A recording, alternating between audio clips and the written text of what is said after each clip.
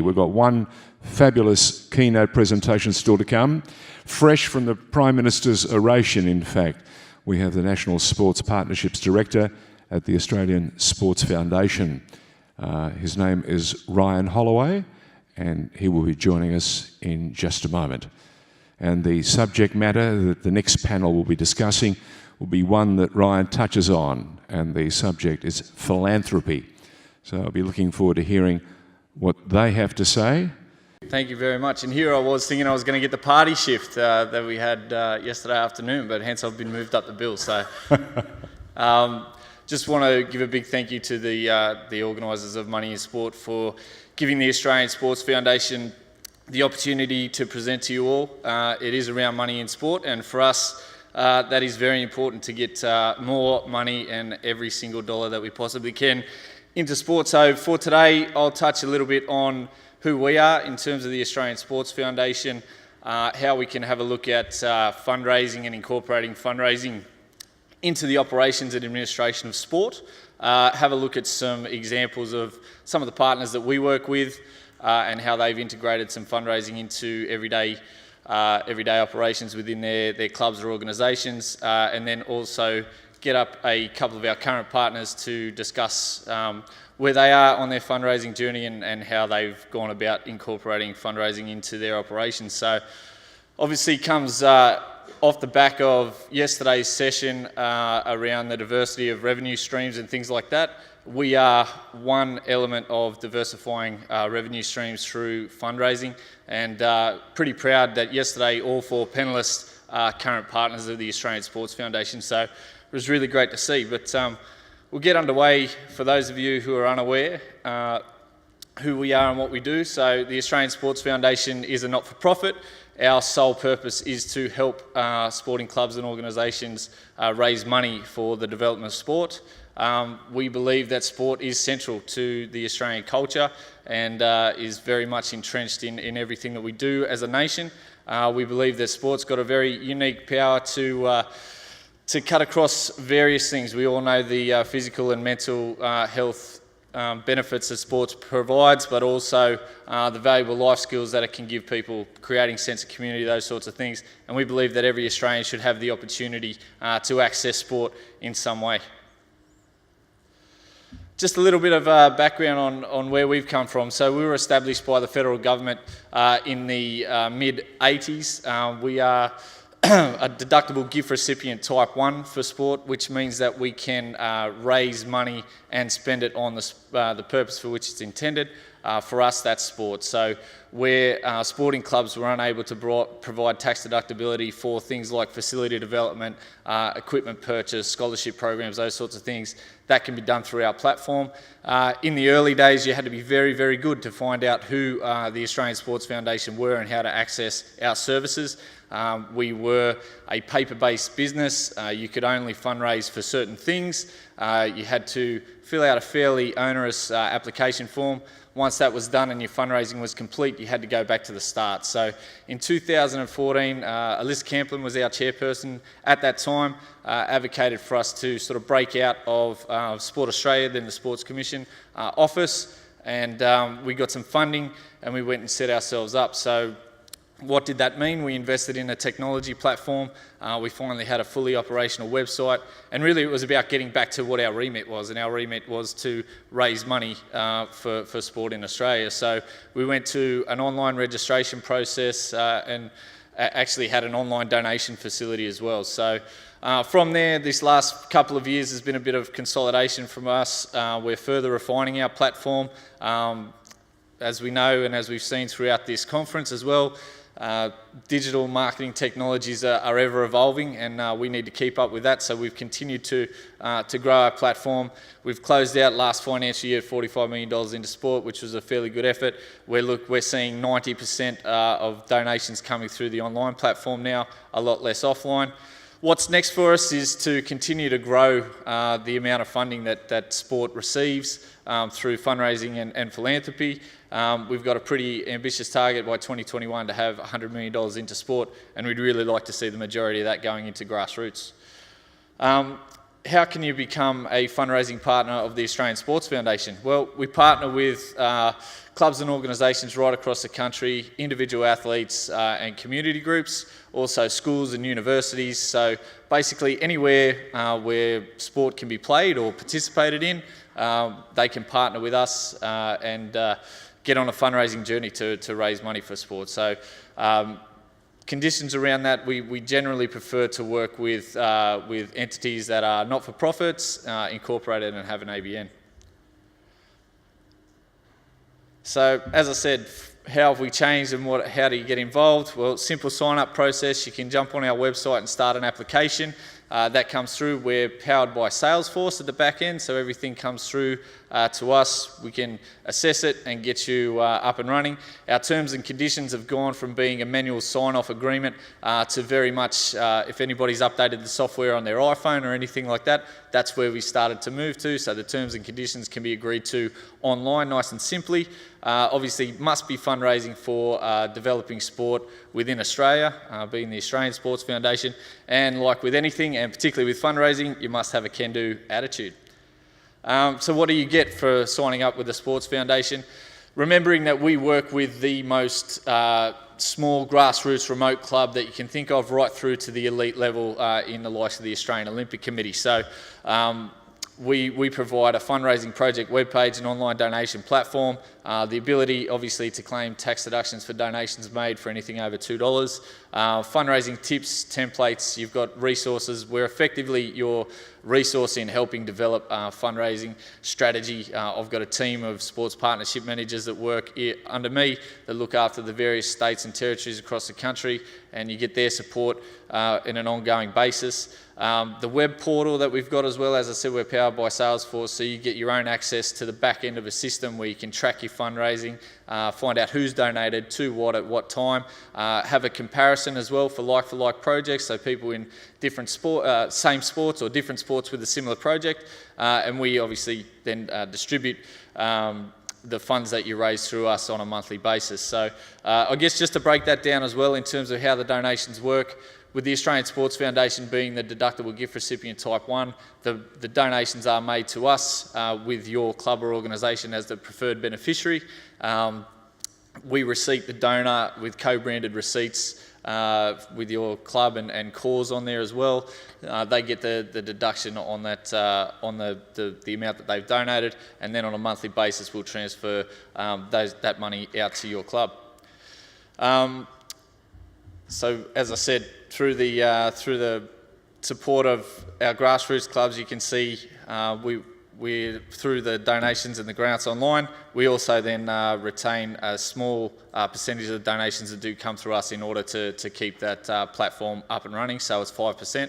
So we retain 5%, we pass 95% back to the organisation. Now those funds are obviously used to help us maintain the platform and help get more grassroots clubs on board and help sport across the country.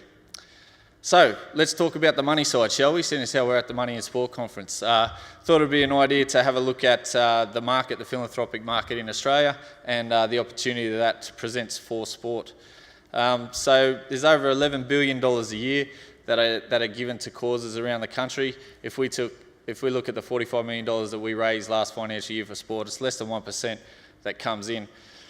This just shows a little bit of the tax-deductible giving market across the country. So as you can see, close to $6 billion donated by corporates, $4 billion by trust and ancillary funds, and close to $3 billion by everyday Australians. So you see there that 33.4% of Australians made a donation and claimed a tax deduction on it. So there are a lot of other people out there that do make donations but don't necessarily make the claim. But it presents a huge opportunity for us. If we have a look at how that translates into other sectors, if we look at our friends in the arts, through tax-deductible giving, both cash and cultural gifts, they raise somewhere in the vicinity of $300 million a year. Compare that to the $45 million that we see coming in. We're really not even scratching the surface, and I think everybody in this room could probably agree that sport is just culturally significant to Australians as the arts. So a long way to go, and a good benchmark for us would be the arts industry. The other interesting stat is if we have a look at when we talk about money in sport, the sponsorship market. So the sports sponsorship market in this country is estimated to be about $735 million. So when we look at that compared to the philanthropic market of 12.5, it really dwarfs it in size. Now, the unique thing about sport is that we've got the opportunity to combine both those sponsorship dollars and then looking at attracting some donations, particularly from our corporate partners, through things like commercial and social responsibility budgets and different things like that. So we've got a really unique opportunity here in sport to combine philanthropy with commercial sponsorships. This is just a little bit of a look at the split across where we were last financial year. So we had just over 1,800 active fundraising organisations that raised the 44.5. Largest amount received by an organisation was $6 million. And the average was around 2.5 across the country. So we're talking again, as I said, for grassroots, really small grassroots clubs, right through to things like the Australian Olympic Committee. Interesting thing for us and for sport is that we've recently launched or had approval from the ACNC for the Australian Sports Foundation Charitable Fund. So this now helps us view sport in more of a charitable light. So sport in this country is not considered a charitable purpose, but now through the Australian Sports Foundation Charitable Fund, we can use sport as a vehicle for change in charitable causes to get more money in. So what is the charitable purpose in this country? So think about things like the advancement of health, the advancement of education, the reduction of discrimination between any groups, whether that's sexual orientation, socioeconomic status, cultural background, etc. So basically the charitable fund is there to help the development of these causes through the medium of sport. So the partner implications, it'll broadly mirror what we're doing currently with the Australian Sports Foundation, but where we see it really helping is where we've got partners that are currently fundraising for various things, whether it's scholarship programs or an Indigenous program, multicultural programs, those sorts of things. They'll be able to access pots of money that have generally been restricted to sport. So think about public and private ancillary funds and being able to get that in there. And just to give you an idea of what that market looks like, right now there's $450 million a year that are given out from public and private ancillary funds. There is currently zero that can come into sport because we're not considered a charitable purpose.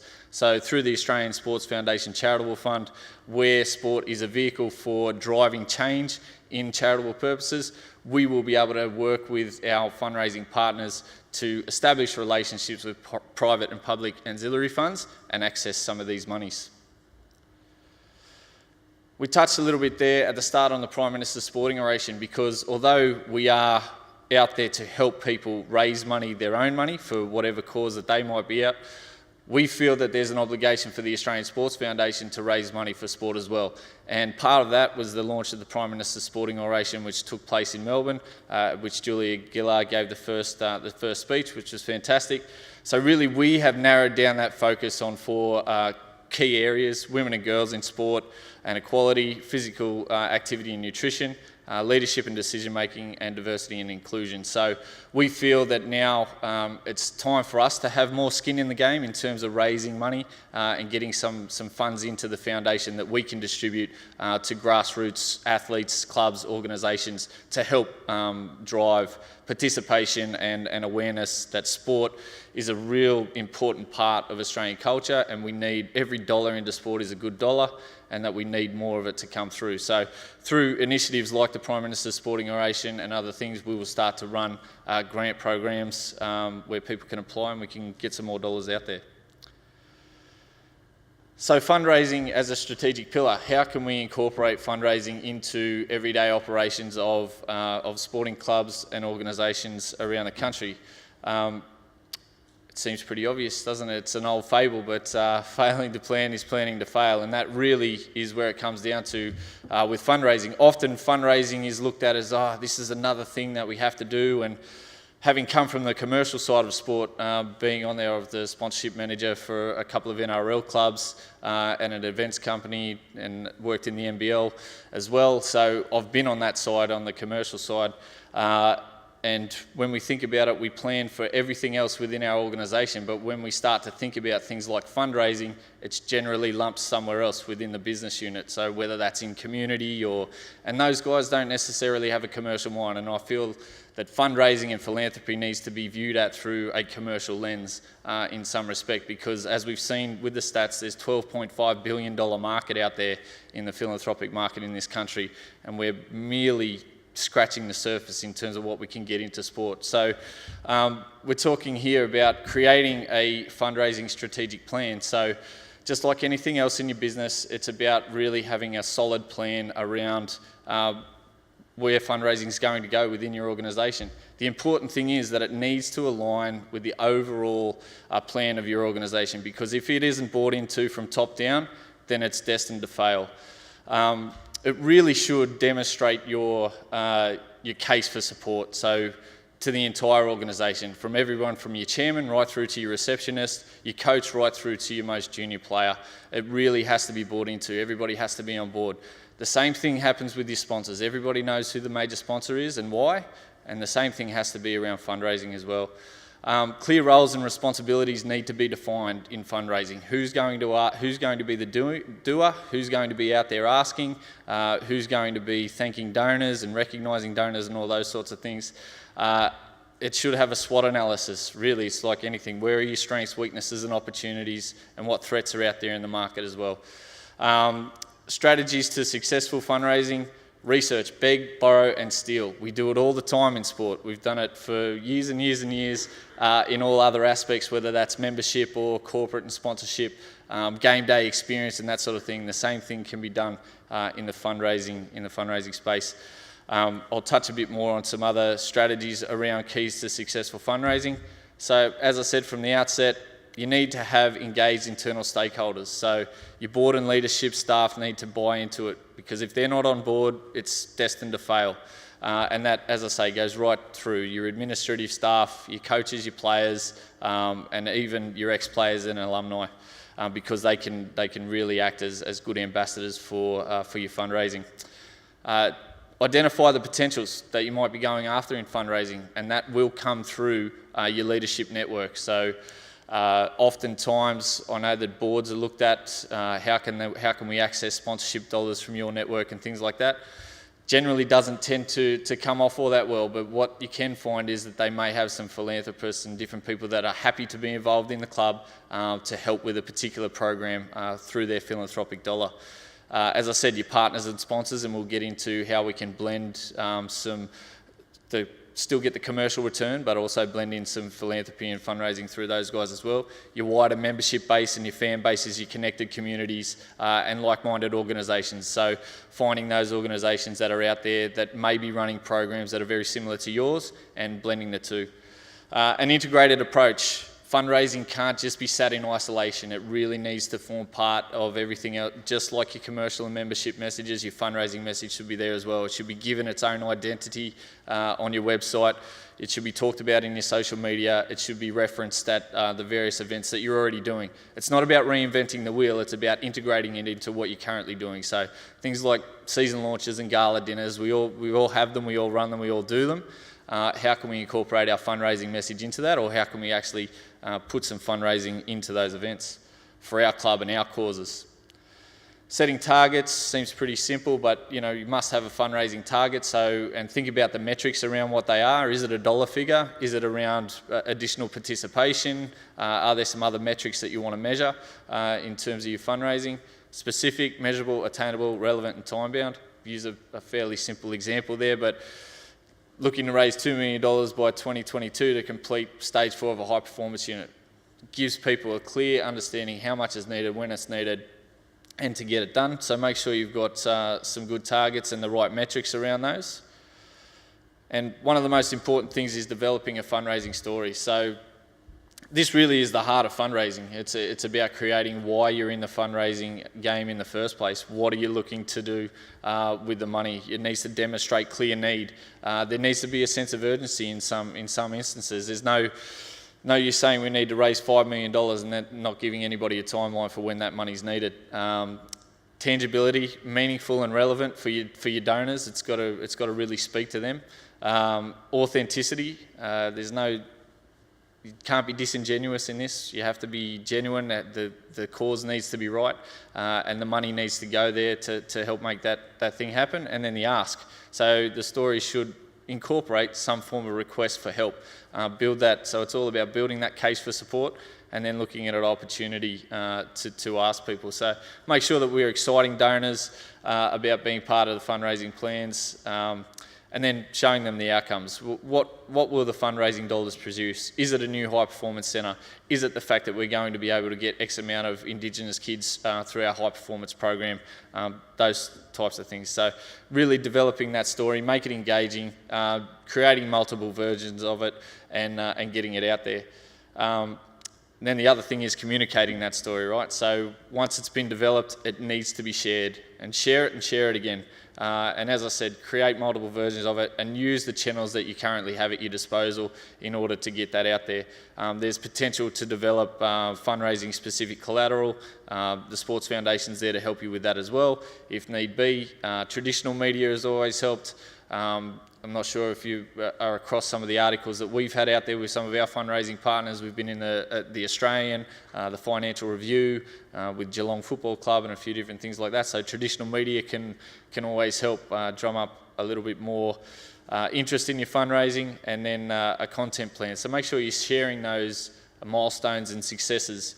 So if stage one we need to raise 500,000 and we're almost there, let's share that success. Make sure that people know that it's there, and also don't be afraid to share your failures as well in fundraising. If you're not quite there, that's almost a motivator to get out there for an additional ask and get people motivated to get on track.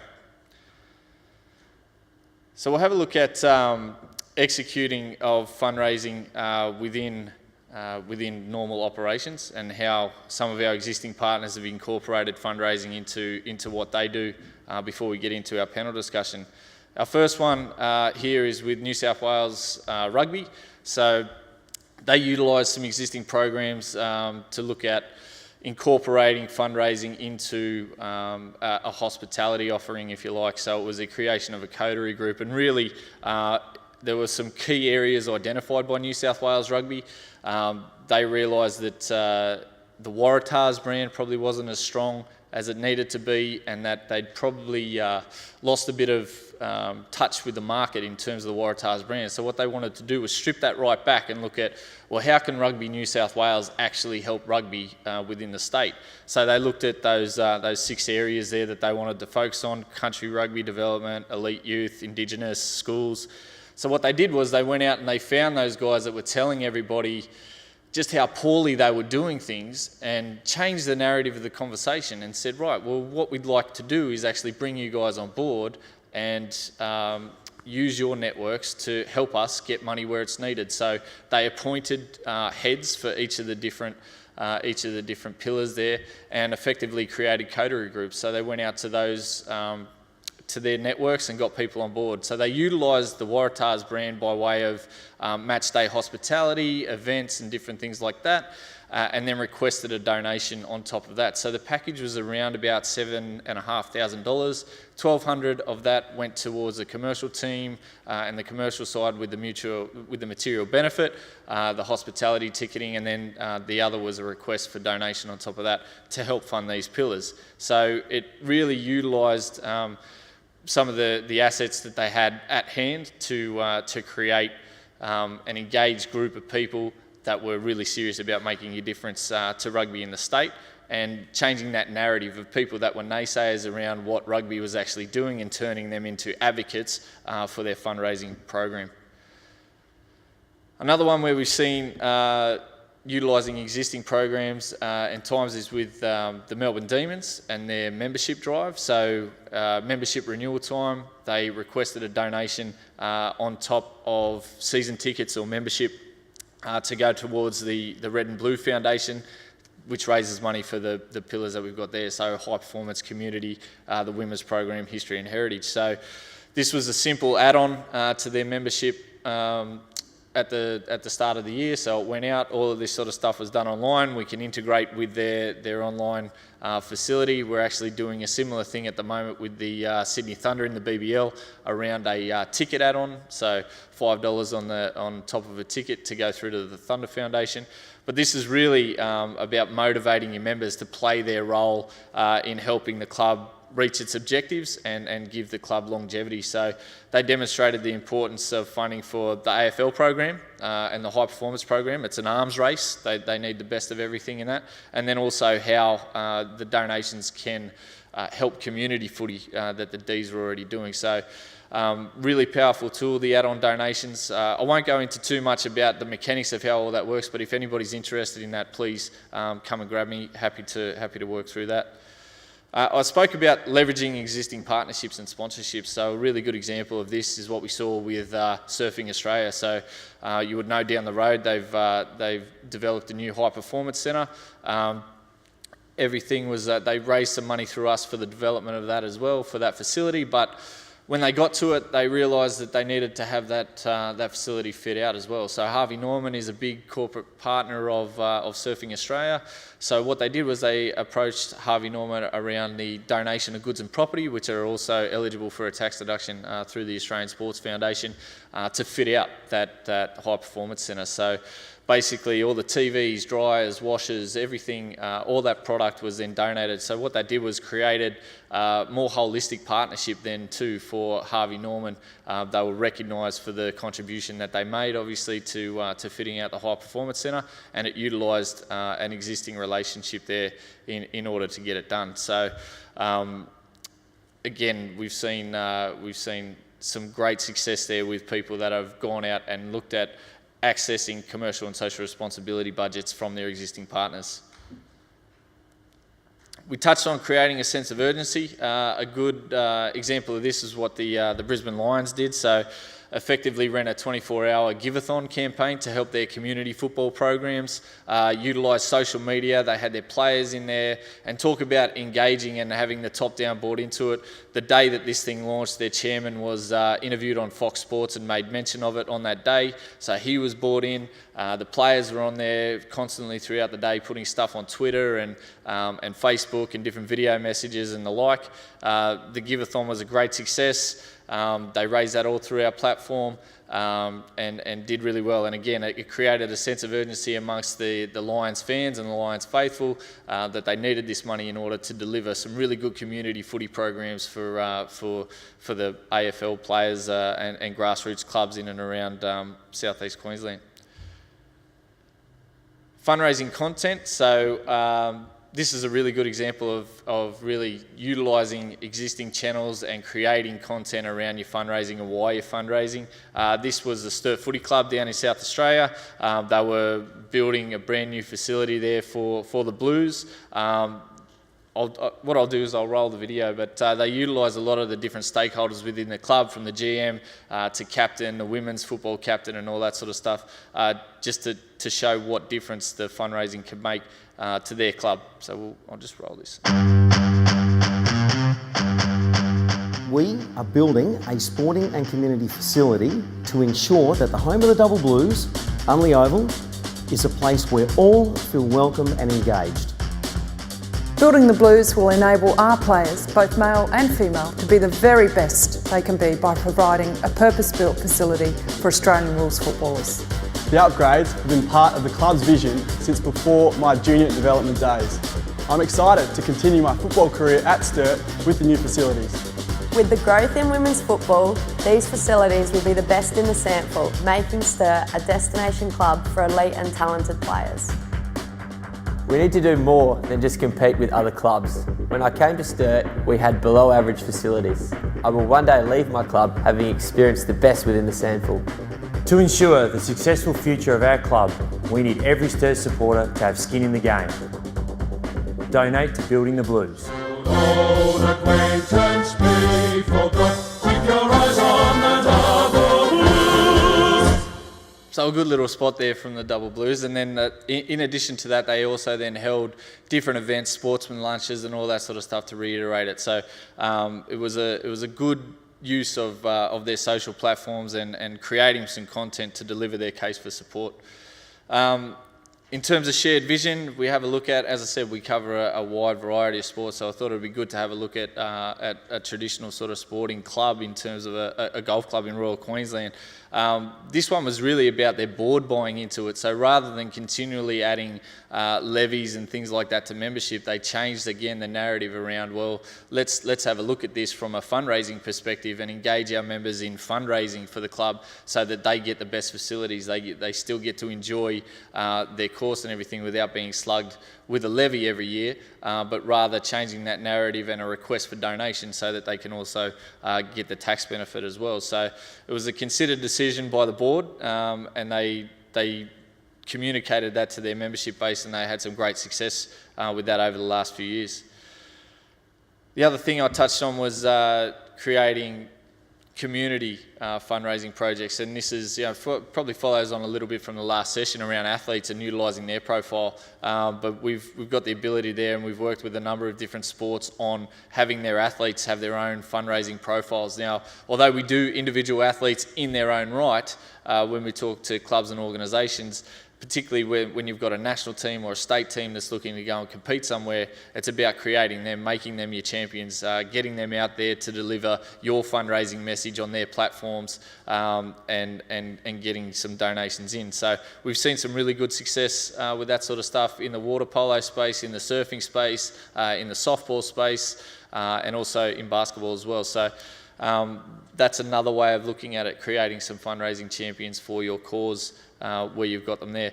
I haven't touched on any of the individual athlete fundraising stuff, but happy to do that separately as well. But we've obviously got a number of different athletes from all different sports that are on there raising funds for their own things. So whether they need to get to an international event, whether they're fundraising in order to get to Tokyo. So anything that would help develop their career, coaching, rehabilitation, all those sorts of things. So yeah, the opportunities are many and varied, and we're here to help. We are dedicated to making you guys realise the importance of fundraising and realising more potential for sport within that philanthropic market. So that's it from me in terms of the presentation. I think we'll now look to grab Peter and Matt up and have a little chat.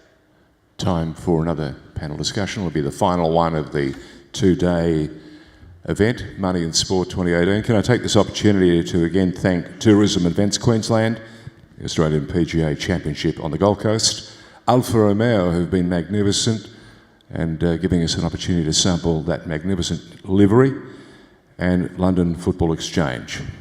Ryan, it's all yours. Thank you. Are we on? Yes, you certainly are. Very good, thank you. Gents, thanks for joining us. Appreciate it. So, I'd like to just start by you guys giving a little bit of an overview of your roles within each of your respective organisations and how you guys have incorporated fundraising. So, Matt, why don't we start with you? Yeah. Okay. Thanks for having me, everyone. I've actually a little bit different to some fundraisers that are existing within the sports context. In so much as my background is in fundraising for about the last 15 years, I've worked in different organisations across the Eastern Seaboard in fundraising for organisations like the Salvation Army, Royal Children's Hospital Foundation, and the MARTA Foundation, which is a fairly large healthcare and medical research charity here in Queensland.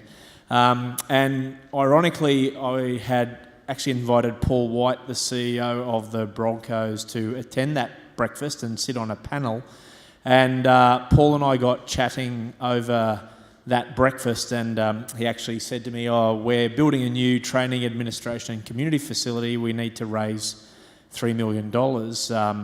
Would you like to come and work for the Broncos?" And fast forward 3 or 4 weeks, and I was working at the Broncos. So my role there is to, as fundraising manager, initially it was to help in funding the capital campaign. We built a $27 million training and community facility, as I said, and $3 million of that 27 was we were looking to the community and philanthropy to help fund that.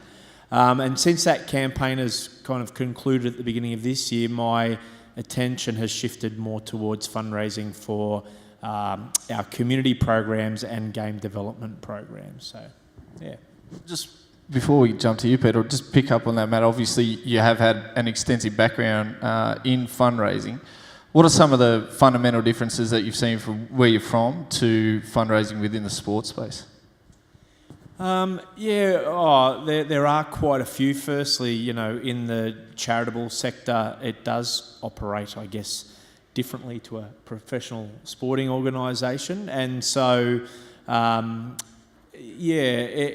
a lot of the focus of my role initially has been on kind of getting my head around, I guess, the commercial aspects of a sporting club and really educating, I guess, not just the community and our prospective donors, but also within the club about philanthropy and fundraising and I guess how that works. Yeah, I think it's one of the big things, isn't it, that in sport we just haven't asked. We haven't asked the question of the philanthropic market around giving. But Pete, I'll throw to you if you want to just give a bit of an overview of your role within the Australian Rugby Foundation. Look, I've been with the Australian Rugby Foundation for about 18 months. Prior to that, I was at a boys' private school for 8.5 years and raised about $30 million for the school. Really easy environment to raise that sort of money. Prior to that, I was, high performance manager of Fiji Rugby. I was in the sports sector, etc., and having had a sporting background, didn't think I'd fall into fundraising, but I have. But fundamentally, I come from a relationship model of fundraising, so you build really good relationships. And as you've touched on, I don't think Australians are bad givers. I think we're really, really poor askers. And I think what we've tried to do at the Australian Rugby Foundation is try and think about our fundraising cause and how integrated it is into everything we do. And certainly being in the national body, having a fundraising area in a professional code has its challenges, but what we do is try and go out and ask more people for money for particular programs that we're running at a given time. And you've run successful fundraising programs, both of you, outside of sport and relatively within your organisations currently. So what are your keys to successful fundraising programs? I think for me, the first one is to have a program. If you haven't got one, get one. I think it's a pretty simple analogy that you've got to use this as an opportunity. For Rugby Australia, there's a couple of fundraising or revenue streams for rugby. One is obviously sponsorship and commercial, ticketing, licensing, etc. The other one is government grants and where we fit in is fundraising. I think one of the challenges we have is that sport and fundraising haven't necessarily gone hand in hand. I think sport and sponsorship has. And I think if I think back 25 years ago, a local rugby club probably didn't have the wares or the know-how to put together a sponsorship package. They didn't actually know what assets they were going to sell, whether it be front of jersey, back of shorts, or whatever it may be. But now we fast forward 25 years, everyone's doing it. When you put that into a fundraising point of view, when it comes to a club level, they don't know how to do it. Fundraising's dirty, it's difficult, generally it's hard. I don't think so. But I think we've just got to change and educate more people about fundraising and how we can do it effectively in clubland or at state level, or for us, the national level. Yeah, I think in terms of keys to successful fundraising, I think as we were just touching on there, having a compelling cause or a need is really critical. If you just say, well, you need money, then that's not much of a motivator, I guess, for people. You've really got to have a compelling reason for someone to dip into their wallet and give a donation. There are, I think it's the latest statistics, there's about 55,000 charitable organisations in Australia and about 650,000 not-for-profit organisations. So there's a lot of worthy and great causes in the community. So you really do have to have a compelling reason for someone to choose you to make a charitable contribution to. So I guess for me, in terms of how do you have create a compelling narrative or need, it's really speaking to impact. So focus your communication, I guess, on the impact of what that person's dollar is going to actually do. So it's not just about new bibs or lights or a new training facility. It's about what's actually going to happen because of their contribution. So, yeah, having a compelling need or case for support's vital. Probably just a couple other things, Ryan, if I can touch on quickly. One is having, I guess, the leadership of your organisational club fully on board, because it takes their influence and their involvement to really see significant outcomes or results with your fundraising campaign. If someone's going to write a 6 or a 7-figure cheque to your organisation, they don't necessarily want to be dealing purely with the fundraiser. They're going to need to trust absolutely your organisation, and part of building that trust is in engagement with the CEO, chairman, board, etc., etc. Yeah, I think it's important, right? Is that whole integration into organisation, and we touch on. I mean, we're at the Money in Sport conference, right? So we're talking here about money in sport, and we spoke about you can't just go out here and say we need money. Effectively, people look at fundraising in that regard. Well, if we look at a commercial lens at that, that's exactly what we do in a commercial space, right? We're out there saying we need money. We build a case for support a little bit differently in ROI and Nielsen research and et cetera, but there's still impact, there's still story around that. And I think that it's important that there needs to be story around fundraising. So along those lines, how have you found within your organisations a blend between your commercial team and where you guys are in terms of fundraising? Look, this commercial team don't like me because I think I'm competing for their... It's got nothing to do with fundraising. It's got nothing to do with fundraising, it's got to do with me. But look, I think when I first started, the commercial team at Rugby Australia was quite threatened. They thought that we were competing for the same dollar, and we're not. It's interesting, it was, our major sponsor is Qantas, and Alan Joyce, being the CEO of Qantas, is a donor, and that's the difference. His organisation is our major sponsor, and the CEO of the organisation of Qantas is a donor. So once we get that around with our commercial team, that we're not competing for the commercial dollar, we're competing for the individual philanthropic dollar, they kind of get it, and it breaks down. So we're, pretty harmonious at the moment. There's no doubting that, we share a common ground, that we're talking to a lot of people, as I call it. I do a lot of dating in this game. I don't know, Matt, you probably feel the same. You ask people out for a lot of lunches, you do a lot of dating before you get anything back in return. But that's the game. It's about relationship building. And I think with the commercial team, they see the benefit now that, we're having conversations with Aon, major sponsor of our women's sevens team. And we're looking at doing a workplace giving program with their staff. So again, it's not Aon giving us any more money out of their sponsorship budget, it's their staff doing salary sacrificing through their payroll, $5 a pay, going to our women's program, who we support. That's inclusive, they get it. It really deepens the relationship of a sponsorship model. Here we have is Aon giving us, a good chunk of money to look after our sevens, but we've got women and we've got staff really engaging, backing up that sponsorship through that social responsibility message. So that's a way we're working closer together. We're going to roll that out through all of our other partners. Yeah, and I think the one thing that I've seen, particularly in working with you guys, is that it does create that holistic partnership, doesn't it? It's a corporation can be on board for a multi-million-dollar sponsorship, and what does that mean for the guys that are sitting in the chairs in the cubicles every day working for that corporation? And I think when you start to talk about workplace giving and looking at fundraising and utilising their dollar then to support a cause such as a women's rugby program, it sort of changes the narrative around, okay, well, we understand now why we're in this partnership. Yeah, it does, and again, it deepens, again with our Indigenous program as well. We've got workplace giving program in an organisation, and we're taking those donors out to Indigenous communities to help deliver rugby programs. I mean, that's a really deep story from a sponsorship model into their CSR model, to taking staff who are salary sacrificing pay to help our Indigenous program. We actually take them out to Indigenous communities to deliver rugby programs. You can't get any better than that. Yeah. How's Terry? How's your relationship with Terry there at the Broncos? Look, truth be known, when I first started, there was a little bit of, looking at each other across the room as in, you know, are you going to cannibalise my sponsors, etc., etc.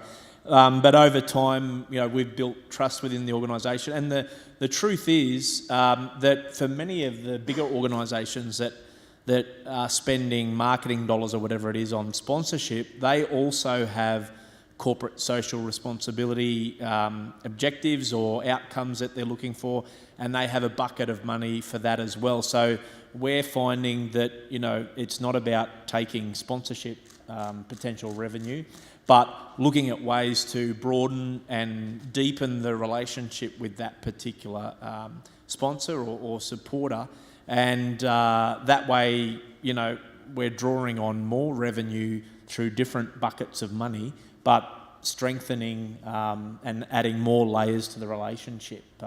So yeah, there's no sense for us that it's one or the other.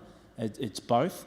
The other great thing is that we've had donors that have become tremendous advocates for the Broncos, who are calling me up and the CEO and others saying, "Oh, I think you should have a chat to such and such about a sponsorship opportunity." So we're actually now creating opportunity for sponsorship, which is helping build, I guess, some goodwill in the bank from the fundraising point of view.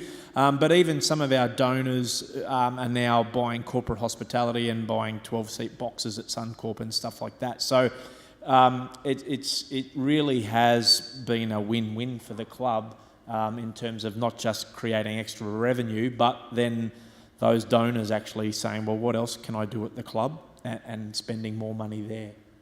Yeah, it's great.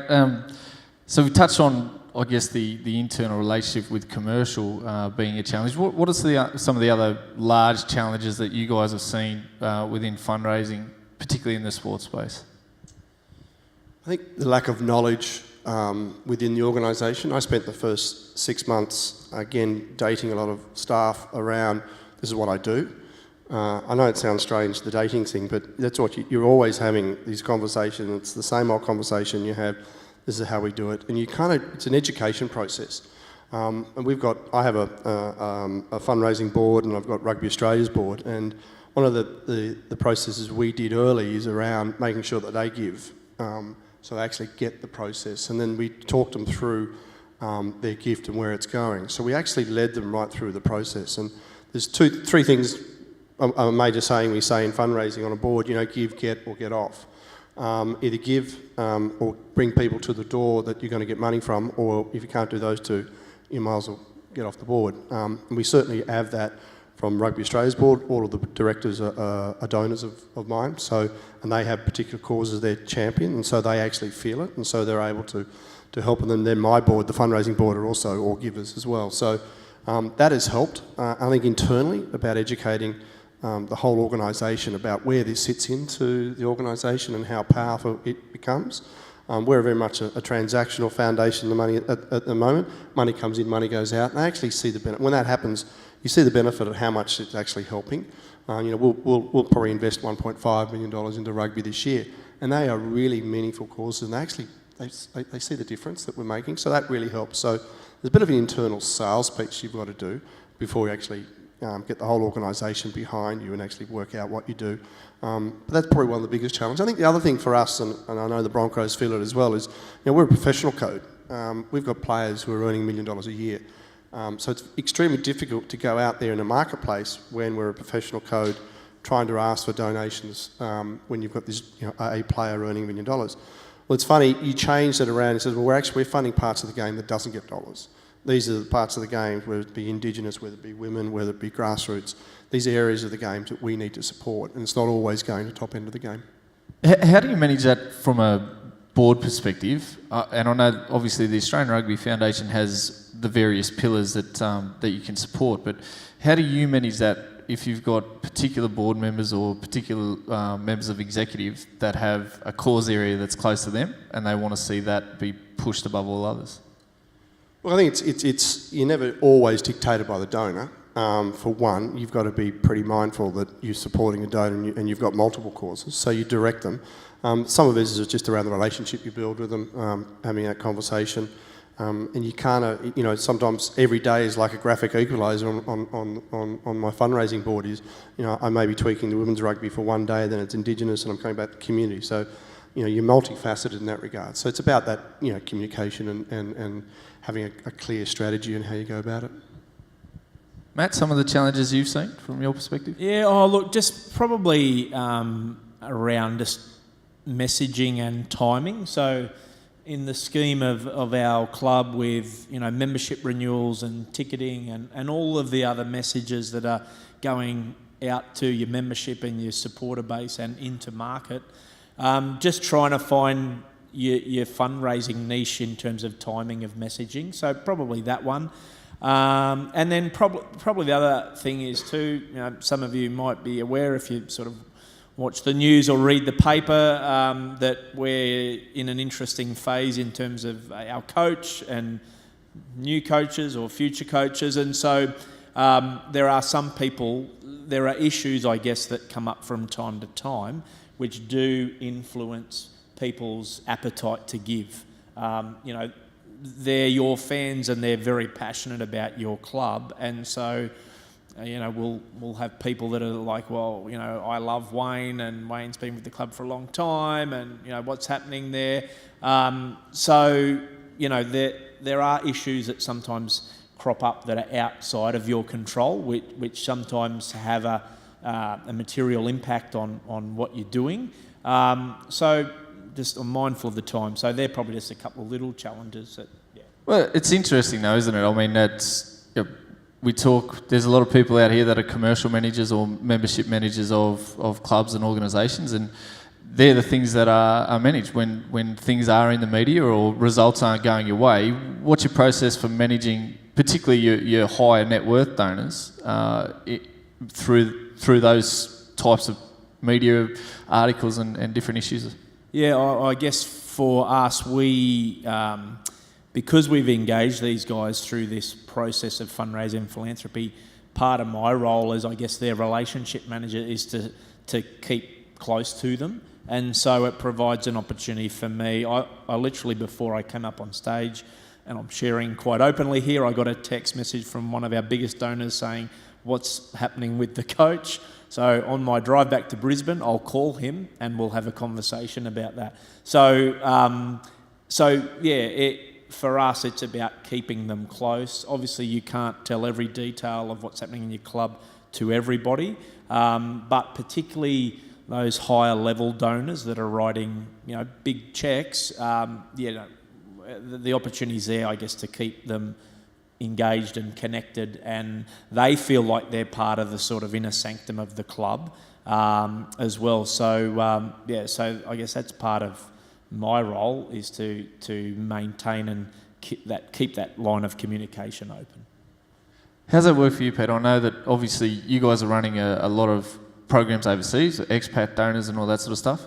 I mean, it's no secret the results probably haven't done you guys any favours. How are you managing that from a donor perspective? Same as Matt, you've got to keep your donor engaged, and certainly I don't pick up the phone on Monday, Tuesday after the Wallabies lose on Saturday, because you're not going to have a really pleasant conversation, and that's with a prospect donor because they'll give it to you. But I think with a current donor, and as Matt said, you're always engaged with them, you're always keeping them informed. You're giving them updates, you share media releases with them, you do what you can to make sure that they're really well informed, and they understand. When you're talking to a donor who's invested their individual dollar into the game tax effectively, they actually know a fair bit about the game, and you've taken them on a journey to understand where they're at. I think a message from our CEO is really important. I had a donor lunch yesterday. These are four or five donors who came in. They're probably going to gift around about $25,000. And they had first opportunity. They sat down with Raylene Castle to have a conversation about the organisation, etc., etc. We'd come off obviously getting beaten by the Poms in Twickenham. There's conversations about our coach as well, etc., etc. But the interesting part about that was they got into the inner sanctum. They actually wanted to hear from the CEO what's going on. They got it. It was concise. They actually came away saying, she knows her stuff. She's all over it. We're going to invest. And so that's really powerful when you get that happening. It doesn't happen always like that. And the other point you asked about our overseas donor, the Wallabies and the men's and women's sevens team, and also our Wallaroos, the women's 15s team, play more games out of Australia in Australia. So we've got to service that market. We've got a huge audience that love Australian content abroad. And with those teams playing more offshore, you know, we get across and do a lot of engaging of our rugby alumni around the world. They're not so damaged by what's happened day to day here. They don't hear all the falafel and the stuff that's happening at home. So we've actually going to, we get across there and do a lot of engagement events across there. A different way of looking at it. Before they play the Oscars music and usher us off stage, any takeaways for the audience in terms of what you'd like to leave them in terms of how they should consider fundraising or look at fundraising in their respective sport?